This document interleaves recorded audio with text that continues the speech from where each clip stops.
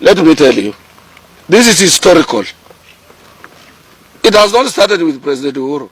And I was the first person to go back to your clips to advise the deputy president to have a minute with the retired president, President Daniel Toroitich Arap Moi, so that Moi would have given him a lecture of 5 minutes as per how he ascended to power when he was a vice president.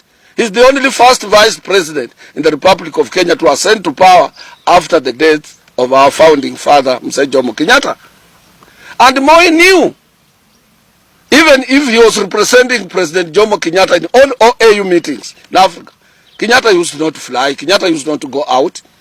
But when he comes back, and Mzee Kenyatta is at Thingirawa Iregi Nakuru, with the former provincial police officer Mungai, the director of CID Mr. Nderi, and Mbiu Mwana wa Koinange, and Mungai, who was the foreign affairs minister, President Moi would not be allowed to go there. He stopped at the door at the first gate and he goes home. The following day, he could not complain to Kenyatta that your people chased me away. He went, he removed his pencil, he counted years of the old man and his, and then he persevered. Until when he finished his term, when his time of ascending to power came. When he was introducing him in any rally, he could hardly take 2 minutes. He says, Your Excellency, this is your meeting. I'm only 2 minutes, address your people. But you are my deputy in a public rally. You want to articulate government policies. You want to go and preside over functions of government, opening up of roads, as if you are the head of, and the head of state is there. Even mentioning the cost of road A to B will cost. Who is leading? We don't have 2 presidents. You wouldn't be happy even if you are self in that seat.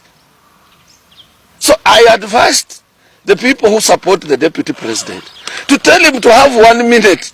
If you want to ascend to power, you must be humble. You must humble yourself behind those who are before you, even if you know more. But when you assume my responsibilities and I'm on the seat, what do you people want President Uhuru Kenyatta to do to Ruto? What do you want him to do? Because even if he would have stayed there in the church and Ruto stands up, he starts articulating government policies, the roads he wants to put up in Kiambu, even in the home of President Kenyatta himself. And you are there. And you give a room to Kuria, Moses Kuria, to think it is Ruto who is running the government and not Uhuru Kenyatta. You make Wambuku Kunjiri in Nakuru to say it is not Uhuru, he's diverting attention in the house that is not his. And therefore soon he's going to find himself alone. I'm saying as an elder, I have nothing to lose. I'm giving him a free advice. Let him disappear as if it's not there, and he will service 2021 and he will survive. But if he wants to be every place where President Kenyatta is, to go to the church, if you are a sinner, even if you went to Catholic church where I go 1,000 times, you will remain a sinner. You will not wash away your sins. Tell him to humble himself. And Ruto harbors hate. Let him try to consult these people, talk slowly, not without it. I'm giving him a free advice. If you are recording, send this thing to him. He will survive.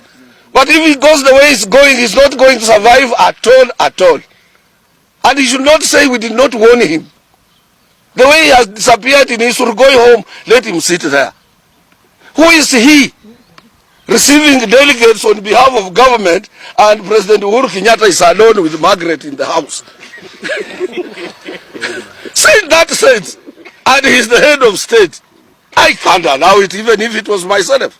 I would say yes. So wewe umesema ni president, haya chukua hiyo serikali sasa. And we don't get it.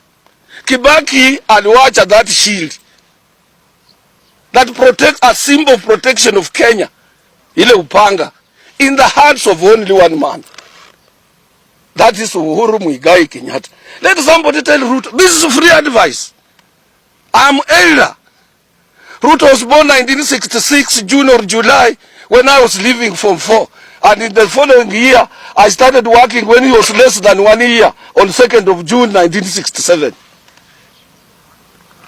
His elder sisters are the one who are supposed to be my girlfriends. Who would have been my girlfriends? Huh? His elder sisters, or cousins rather. Huh? Because he didn't know what was going around.